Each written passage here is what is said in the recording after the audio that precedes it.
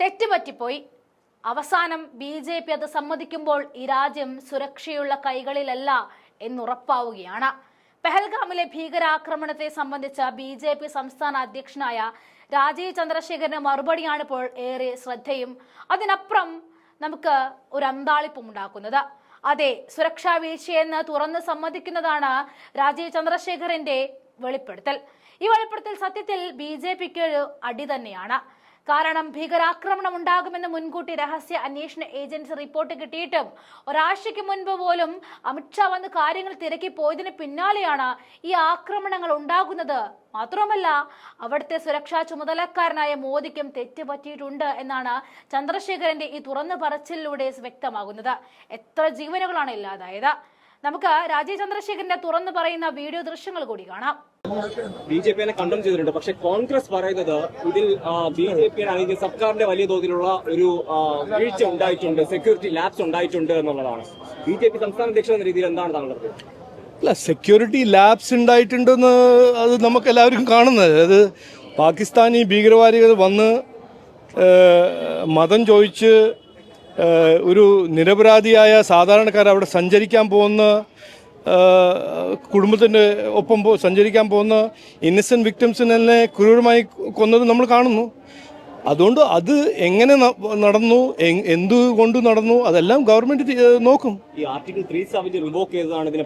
അല്ല, ഇതെല്ലാം കേൾക്കുമ്പോൾ MA ബേബി CPMൻ്റെ കമൻറ്റും പിന്നെ സതീശൻജീൻ്റെ കമൻറ്റും പിന്നെ കോൺഗ്രസിൻ്റെ റോബർട്ട് വാഡ്ര ഇത് പറയുമ്പോൾ ഈ പാകിസ്ഥാനി ഭീകരവാദി ഇവിടെ വന്ന് ക്രൂരമായിട്ട് ഇന്ത്യൻ സിറ്റിസൻസിനെ കൊല്ലുമ്പോൾ അവർ എന്തിനാണ് ഇതിന് ചാടിത്തുള്ളി ന്യായീകരിക്കുന്നത്?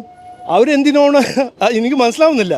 അവർ എന്തുകൊണ്ട് പാകിസ്ഥാൻ വന്ന ടെററിസ്റ്റിനെ ഡിഫെൻഡ് ചെയ്യാൻ ഇറങ്ങുന്നത്? എന്താണ് അവരുടെ മോട്ടിവേഷൻ? എനിക്ക് മനസ്സിലാവുന്നില്ല.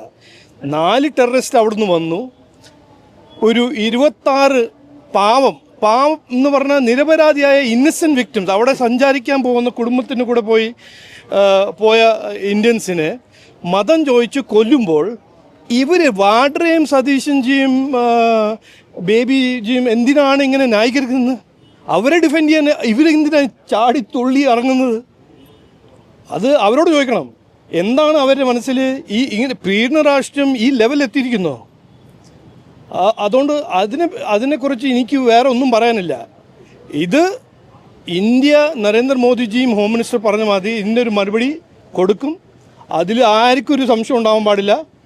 ഇവരിങ്ങനെ CPM ആണോ, റോബർട്ട് വാഡ്രയാണോ, സതീശൻജി ആണോ, അവർ എൻ്റെ ഒരു റിക്വസ്റ്റ്, ഈ പാകിസ്ഥാനി ടെററിസ്റ്റിനെ ന്യായീകരിക്കാൻ ഇറങ്ങരുത്.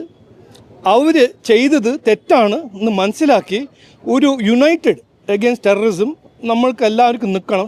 ശക്തമായി ഒറ്റക്കെട്ടായിട്ട് ഈ ടെററിസം എന്ന തെറ്റ് റെക്കഗ്നൈസ് ചെയ്തിട്ട് ഒറ്റക്കെട്ടായിട്ട് മുമ്പോട്ട് പോകണം. അത് അഡ്മിറ്റ് ചെയ്തുകൊണ്ട് തന്നെ ഈ സെക്യൂരിറ്റി ലാബ്സ് എന്നൊരു സൈഡ് കൂടി ചർച്ച ചെയ്ത് പോകണ്ടേ? സെക്യൂരിറ്റി ലാബ്സ് ഉണ്ടായിട്ടുണ്ടെങ്കിൽ അതുകൂടി റെക്ടിഫൈ ചെയ്യണ്ടേ? അതുകൂടി അത് ചെയ്യില്ലേ? അത് ഗവൺമെന്റ് ചെയ്യില്ല? അങ്ങനെ സംശയമുണ്ടോ? ഇല്ല, അതാണ് ഇപ്പോൾ വിമർശനം വരുന്നത്. അല്ല, വിമർശനം ചെയ്യുന്ന ആൾക്കാരാണല്ലോ ഇപ്പോൾ ന്യായീകരിക്കുന്നത്. എന്തിനാണ് നേരത്തെ ഒരു വലിയ സുരക്ഷാ വീഴ്ച ഉണ്ടായി. ഇപ്പോൾ ഇങ്ങനെ ഒരു ടൂറിസം ഒരു പ്രധാനപ്പെട്ട മേഖല, ഒപ്പം തന്നെ അമേരിക്കൻ വൈസ് പ്രസിഡന്റ് കൂടി ഇവിടെയുള്ള സാഹചര്യമാണ്. ആ സമയത്തെങ്കിലും കുറച്ചുകൂടി ഒരു സെക്യൂരിറ്റി വേണ്ടിയിരുന്നില്ലേ? അല്ല, എൻ്റെ ഒരു അഭ്യർത്ഥന, നമ്മളെല്ലാവരും സെക്യൂരിറ്റി എക്സ്പേർട്ട് ആവേണ്ട ആവശ്യമില്ല. ഇതിൽ അവിടെ ജമ്മു ആൻഡ് കാശ്മീരിൽ സെക്യൂരിറ്റി നോക്കുന്നത് ഏറ്റവും കഴിവുള്ള പ്രൊഫഷണൽ ആർമിക്കാരും ജമ്മു ആൻഡ് കാശ്മീർ പോലീസും BSFും CRPF ആണ്.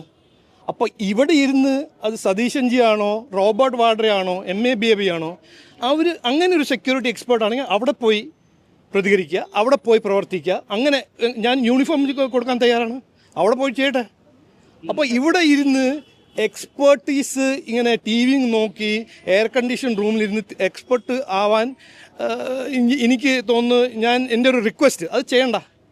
അവിടെ എത്രയോ സോൾജേഴ്സും പോലീസുകാരും അവരെ ലൈഫിൽ റിസ്ക് ഇട്ടിട്ടാണ് ജനങ്ങളെ അവിടെ പ്രൊട്ടക്റ്റ് ചെയ്യുന്നത്. അവർ ഇന്നും ചെയ്യുന്നുണ്ട്, നാളെയും ചെയ്യും, ഇത്ര കൊല്ലം ചെയ്തിട്ടുണ്ട്.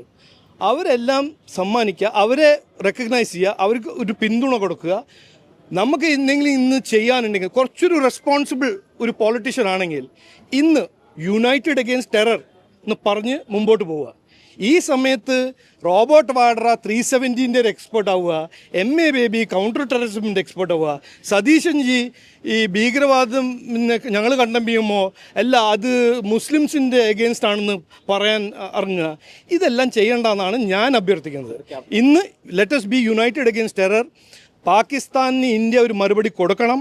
ഇതിൽ പ്രീണ രാഷ്ട്രം കൊണ്ടുവരാൻ പാടില്ല.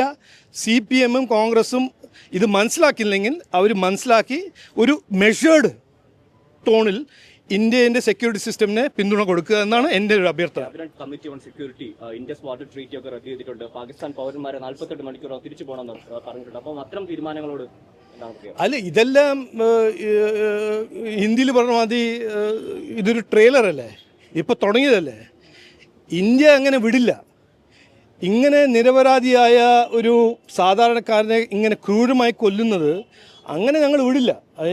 ഞാനിപ്പോൾ സർക്കാരിലല്ല, എന്നാലും എനിക്ക് 100% കോൺഫിഡൻസ് ഉണ്ട് നമ്മുടെ പ്രൈം മിനിസ്റ്ററും ഹോം മിനിസ്റ്ററും നമ്മുടെ സെക്യൂരിറ്റി സിസ്റ്റം ഇതിനൊരു നല്ല മറുപടി കൊടുക്കും. പാകിസ്ഥാന് ഇതിൻ്റെ ഒരു ആൻസർ കിട്ടും എന്ന് എനിക്ക് 100% വിശ്വാസമുണ്ട്. ഒരു ചേറ്റൂർ ശങ്കരൻ നായരെ BJP പ്രധാനമന്ത്രി അനുസ്മരിച്ചു. ഇപ്പൊ കോൺഗ്രസും